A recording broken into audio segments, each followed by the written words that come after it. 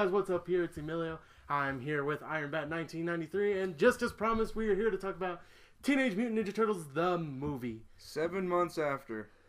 The DVD's out, so we'll just say for the DVD release.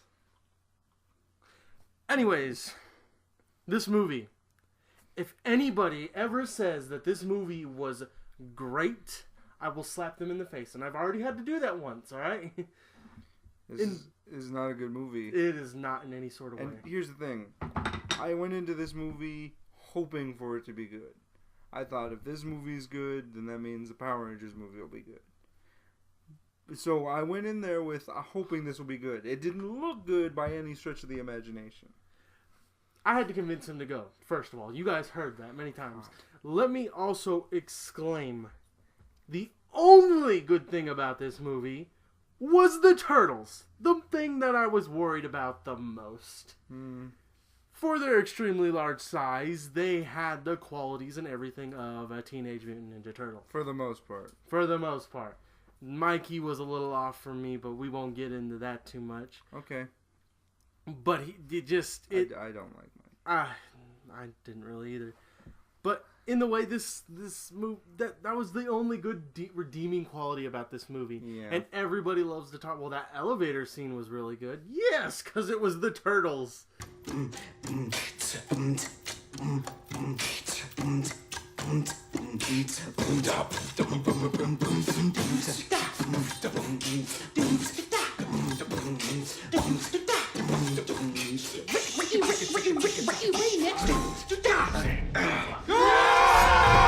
Yeah.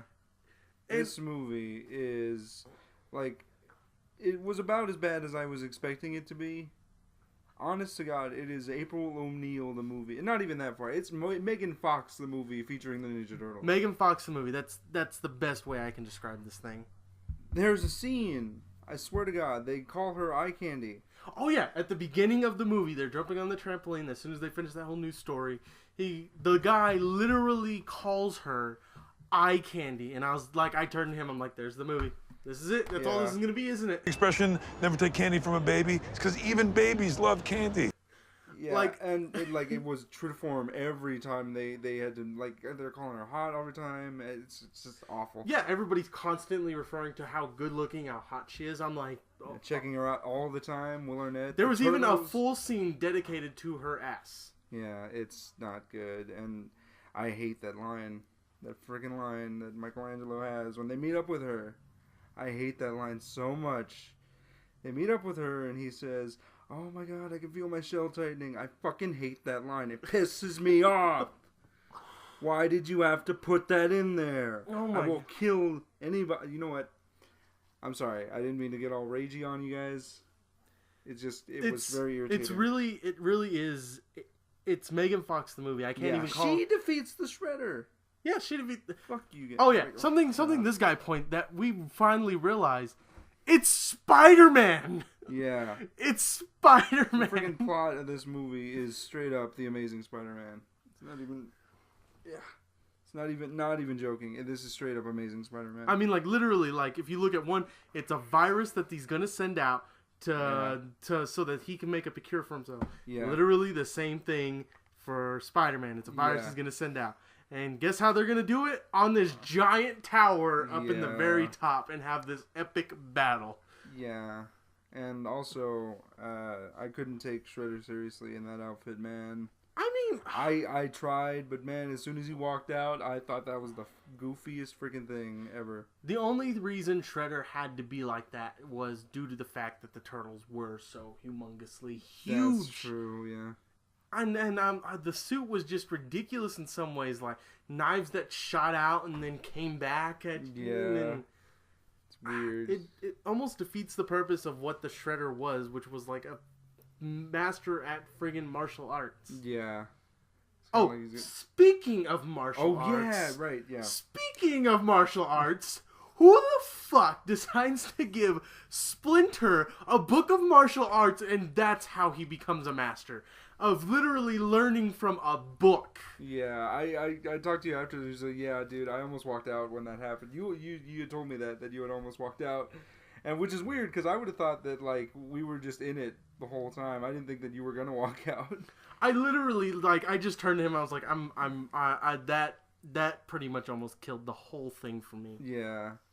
Like, I'm sorry, but if you can't have him learn something from a different master or something better than a book, yeah, I'm sorry, it's not gonna work. And I don't care how it's a reference to, oh well, that's how he named the turtles from a book from the Leonardo. No, sorry, no, it's not right in no way, in shape, or form. Yeah. Let me talk about the story for a sec. Apparently, April O'Neil was the one who named the turtles and all that story. Yeah. I didn't mind. Really weird. I didn't mind. I didn't mind. Like, we even talked about it. Like, okay, you wanted to go for a different story. Yeah. That's fine, you know. Make the movie your own idea. Don't make it aliens in space that happen to be looking like turtles. Yeah. Oh, man. And something he pointed out, it's like they already written the script for the other movies, and like this script was almost last minute design. Oh wow! Like there are so many rewrites. It's like not even funny. I think the best example is go to Bad Days, Teenage Mutant Ninja Turtles. Yeah, I thought that was I'd seen that before I saw the movie, and I just that was about what I was expecting, and it's pretty much what I got. So here we go. It's weird that the storytelling is off. The characterization is really bad. Like, holy shit. Like, not for the turtles. The turtles' base personalities are there, but the movie tries to trick you into thinking that they've all gone through some sort of weird character arc, which they haven't. Like, with the stuff with Raphael is all about, like, you know, I'm not going to listen to you, Leo. When this is over, I'm fucking gone. And then, like, at the final scene of the movie, nothing else has been talked about that. He's like, we follow you, leader. Yeah, like, I was like, where the... This movie, I get, you know, it knows the people who are going to see this movie are the people who've watched the show and stuff. But that's what it expects you to do. Anybody who wants to just come in and learn about the turtles from this movie, you're shit out of luck. You better know those turtles when you come and see this movie, because they're not going to tell you anything about it. It literally, like he says, it literally tricks you into thinking you know these characters from this one movie. Yeah, you learn nothing from them. There's this random moment where they're like, when they're going down the snowy hill, and just Donnie just says randomly to Rav, he's like, "No, let me do this. Let me be the badass this one time." And it feels like a line that was written with a lot of weight. But since we spend most of our time with April fucking O'Neil, we don't know why he said that to begin with. So we don't know these characters well enough for that, man. Yeah, it just doesn't work. Like, I mean, I know there's people who are like, well, we know what the turtles are like. Yeah, I mean, that's great, but for a movie that's supposed to be, you know, teaching you and letting new viewers come in, it doesn't work. No. It doesn't work. And that's, I mean, the whole thing is a big upset for me. And, you know, I try to give a movie a chance. I'll go and see it, and I try to give it a chance. And once you fail Transformers 3 movies, you don't see it anymore. You're done after that. Yeah. You just don't. You wait for the franchise to realize that it's time to die. You failed Transformers. Yeah. And I hate that there's a second movie coming out, and I'm so scared that it's all only going to be about April O'Neil. Yeah, I know. It's just like there's already a sequel planned, and I'm just... I want it to be something different, man. Just give me something different. I mean... anything. Like, it's just... It goes back to this. Look, we saw Godzilla. There's not enough Godzilla. This isn't a Godzilla movie, and it shouldn't have never added extra monsters. On the latter, where we have Teenage Mutant Ninja Turtles, I mean, come on. I mean, is this a problem in the movie industry now? Yeah, well... I mean... I think it has to do with, like, budgetary, but, like, again, you're making... We'll keep going. You're making Ninja Turtles. You're making Teenage Mutant Ninja Turtles, and you made them so huge. So, I mean, if you can't waste the money on making them look that way, then at least, you know, make them smaller or something. Just do something with them. These are the characters we came to see, and for the most part, they came to play, but the movie didn't focus on them. And that's where this movie fails.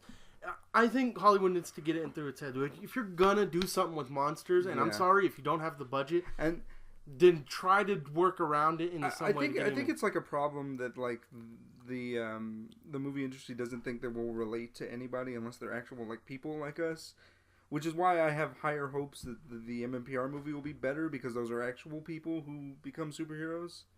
Yeah, when I see a monsters movie or like Teenage Mutant Ninja Turtles, I don't want to see April O'Neil. I mean, you gotta think though, like the Teenage Mutant Ninja Turtles are human enough, like as characters, that you can just forget all that. Just because they're big green monsters doesn't mean we can't relate to them. That's what your writing is supposed to do. So to end up this review, it's a very horrible movie. I'm sorry to say, it's just that bad. And in Hollywood, they need to focus. We need to get this straight. I mean, when we want to see monsters, we want to see monsters.